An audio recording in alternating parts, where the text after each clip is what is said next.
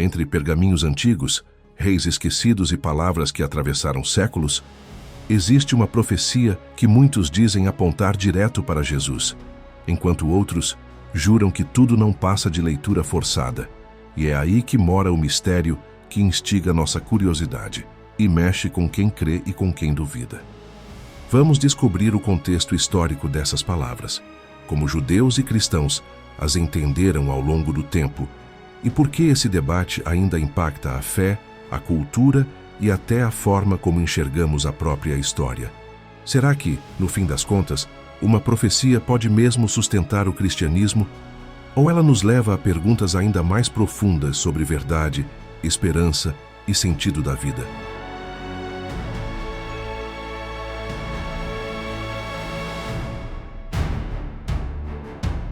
Antes de falar de Messias, a Bíblia já fazia algo curioso. Apontava o dedo para impérios inteiros e dizia, sem rodeios, isso aqui vai cair. Um exemplo famoso é Nínive, capital do Império Assírio, descrita no livro de Naum como orgulhosa, violenta e condenada. O texto fala de fogo, saque, pânico e até de águas invadindo a cidade, imagens que soam quase cinematográficas. Séculos depois, escavações modernas e relatos antigos como os de Diodoro da Sicília confirmam que Nínive foi destruída por uma coalizão de inimigos e que enchentes do rio Tigre podem ter enfraquecido suas muralhas. Não é prova automática de milagre, claro, mas a coincidência chama a atenção. Especialmente porque Naum não escreve como historiador frio, e sim como alguém convencido de que a queda era inevitável. O mesmo padrão aparece em outras cidades citadas pelos profetas, sempre com detalhes que parecem mais específicos do que um simples "todo império cai um dia". Isso cria um efeito curioso. O texto antigo começa a dialogar com a história real, como duas peças de um quebra-cabeça feitas em épocas diferentes. Ainda assim, usar essas previsões como prova direta do cristianismo é complicado, pois entram em cena debates sobre quando os textos foram escritos e como foram preservados. Acadêmicos discutem se parte dessas descrições poderia ter sido redigida após os eventos, algo comum no mundo antigo. Mesmo com essas ressalvas, a sensação permanece. Há algo estranho demais para ser ignorado. Nem toda previsão impressionante vira argumento sólido, e é aqui que a conversa fica mais honesta. Quando olhamos para profecias como as de Tiro, em Ezequiel, que fala da queda de uma potência comercial do Mediterrâneo, vemos paralelos com as campanhas de Nabucodonosor e depois de Alexandre, o Grande, por volta do século IV a.C. Historiadores como Arriano e Quinto Curcio relatam o cerco à cidade insular, algo que muita gente conecta ao texto bíblico. Só que o problema é claro. A profecia mistura imagens poéticas com fatos gerais, e impérios costeiros caírem não era exatamente raro. Além disso, estudiosos discutem se partes do texto podem ter sido editadas depois, o que enfraquece seu uso como prova. O mesmo vale para o famoso decreto de Ciro, o grande rei da Pérsia, citado em Isaías como libertador dos judeus do exílio babilônico, algo confirmado em fontes como o Cilindro de Ciro, hoje no Museu Britânico. Para quem já crê, isso soa como precisão incrível. Para o cético, pode ser leitura retrospectiva de eventos já conhecidos. Em outras palavras, essas profecias até animam o coração, mas tropeçam quando precisam convencer a razão de quem está de fora. Elas funcionam mais como reforço interno do que como martelo apologético. E é justamente por reconhecer esse limite que a narrativa começa a mudar de foco, como se dissesse, ok, vamos olhar para algo ainda mais central. Imagine ler um romance longo, cheio de histórias paralelas, e perceber que todas, aos poucos, correm para o mesmo final. É mais ou menos assim que muitos veem a Bíblia. Depois dessas profecias sobre nações, o foco se afunila. Não é mais uma cidade, mas alguém que viria mudar o rumo da história. O Antigo Testamento passa a soar como promessa, enquanto o Novo se apresenta como cumprimento, uma ideia defendida por autores cristãos desde os primeiros séculos, como Justino Mártir. Só que, sejamos justos, surgem objeções na hora. E se tudo for coincidência? E se os textos forem vagos demais? Ou pior, e se os seguidores de Jesus moldaram a história dele para encaixar nas profecias? Essas perguntas não são novas e aparecem tanto em debates acadêmicos quanto em livros de críticos modernos.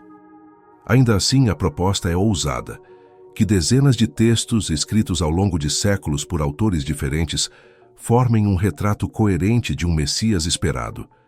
Para alguns estudiosos, como N.T. Wright, isso reflete uma esperança real do judaísmo antigo.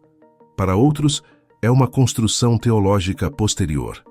O fato é que a Bíblia se apresenta como uma narrativa única, não como uma coleção solta de frases de efeito.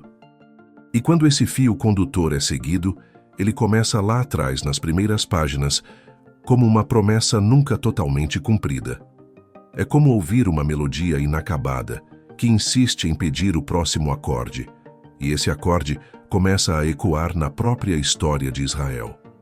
Desde Gênesis até os profetas, a história de Israel soa como alguém esperando um trem que sempre atrasa, mas nunca deixa de vir.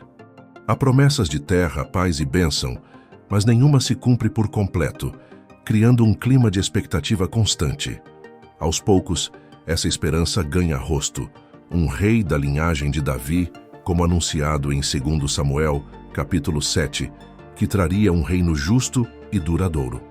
Salmos reais como o de número 2 e o de número 110 reforçam essa imagem de um governante escolhido por Deus.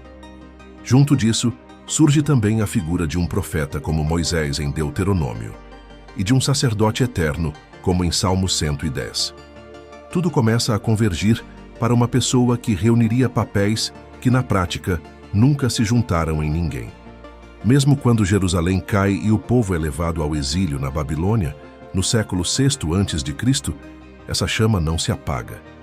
Profetas como Jeremias e Ezequiel falam de restauração, e genealogias são preservadas com cuidado, como se dissessem, a linhagem ainda está viva.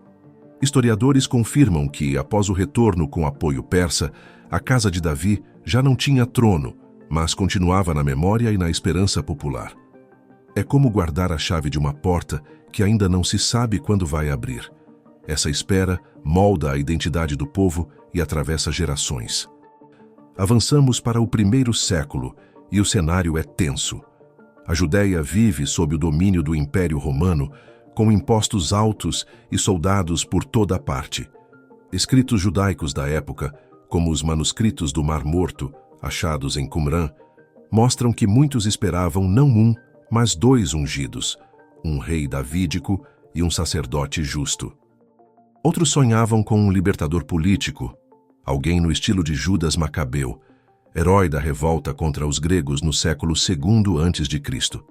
Até autores romanos, como Suetônio e Tácito, mencionam que havia no Oriente a crença de que surgiria um governante poderoso dali.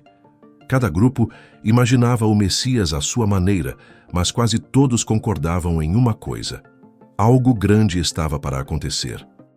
Esse caldeirão de expectativas explica por que tantos líderes e pretendentes messiânicos surgiram nesse período, como Teudas e Judas, o Galileu, citados por Flávio Josefo em suas Antiguidades Judaicas. A esperança estava viva, mas sem consenso, como peças de um quebra-cabeça espalhadas sobre a mesa. Uns queriam espada, outros queriam pureza, outros apenas justiça e pão na mesa. É nesse clima elétrico que aparece Jesus de Nazaré, sem exército, sem palácio, e com um discurso que surpreende amigos e inimigos. Para alguns, ele parecia tudo, para outros, nada do que esperavam. No meio das expectativas de poder e glória, Isaías, escrito séculos antes, apresenta uma figura que parece fora de lugar. No capítulo 53, surge o servo sofredor, alguém desprezado, ferido e silencioso diante das acusações, que sofre não por erros próprios, mas pelos dos outros. O texto fala de rejeição, sofrimento vicário, morte injusta e até de um sepultamento ligado a ricos, algo estranho para um condenado comum. Manuscritos como o Grande Rolo de Isaías, encontrado em Qumran e datado de antes de Cristo, mostram que esse texto já circulava muito antes do cristianismo. Isso afasta a ideia de edição tardia para encaixar Jesus na história. Ainda assim, a passagem incomoda, porque não combina com a imagem clássica de um libertador triunfante. Alguns intérpretes judeus posteriores disseram que o servo representa a própria nação de Israel, mas essa leitura enfrenta dificuldades internas.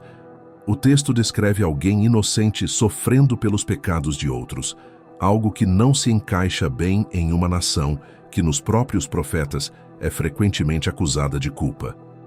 Além disso, o servo morre e depois é exaltado, um movimento difícil de aplicar a um povo coletivo. Registros antigos mostram que certas leituras messiânicas de Isaías 53 existiam antes do cristianismo, mesmo que não fossem majoritárias. É como um quadro esquecido no porão da história, que de repente alguém resolve pendurar na sala principal. E quando esse quadro é colocado ao lado da vida de Jesus, a pergunta deixa de ser confortável. De um lado, as Escrituras falavam de um rei vitorioso, descendente de Davi que governaria as nações com justiça. Do outro, descreviam um servo humilhado que sofreria em silêncio. Durante séculos, essas duas figuras caminharam separadas, como trilhos paralelos que nunca se tocavam. A proposta dos primeiros cristãos foi explosiva. Ambas se encontravam em Jesus. A morte na cruz seria o cumprimento das passagens de sofrimento, enquanto a ressurreição marcaria o início do reinado prometido. Para o mundo romano, isso soava como loucura, para muitos judeus como escândalo. Afinal, um Messias crucificado era o oposto do que se esperava de um libertador. E aqui entra um detalhe curioso. Essa história não parecia boa propaganda. Seguir um líder executado pelo Estado era arriscado, socialmente vergonhoso e politicamente perigoso. Historiadores como Bart Ehrman, mesmo cético quanto à teologia cristã, reconhecem que a crucificação de Jesus é um dos fatos mais sólidos da história antiga. Inventar um Messias derrotado dificilmente ajudaria um movimento nascente a crescer. Além disso, coordenar intencionalmente detalhes como local de nascimento, forma de morte e rejeição pública seria quase impossível. A narrativa não soa como plano bem calculado, mas como algo que se impôs aos próprios seguidores. E quando essas peças se encaixam, o quebra-cabeça fica ainda mais pesado. Em Daniel, capítulo 9, surge uma das passagens mais debatidas de toda a Bíblia, como um cronômetro escondido no meio da narrativa. O texto fala de um ungido que seria eliminado, traria expiação pelo pecado e apareceria antes da destruição de Jerusalém e do templo. Historicamente, sabemos por fontes romanas e judaicas como Flávio Joséfo que o templo foi destruído no ano 70 depois de Cristo pelas legiões de Tito. Isso cria uma janela temporal incômoda para os intérpretes, porque Jesus vive exatamente nesse intervalo.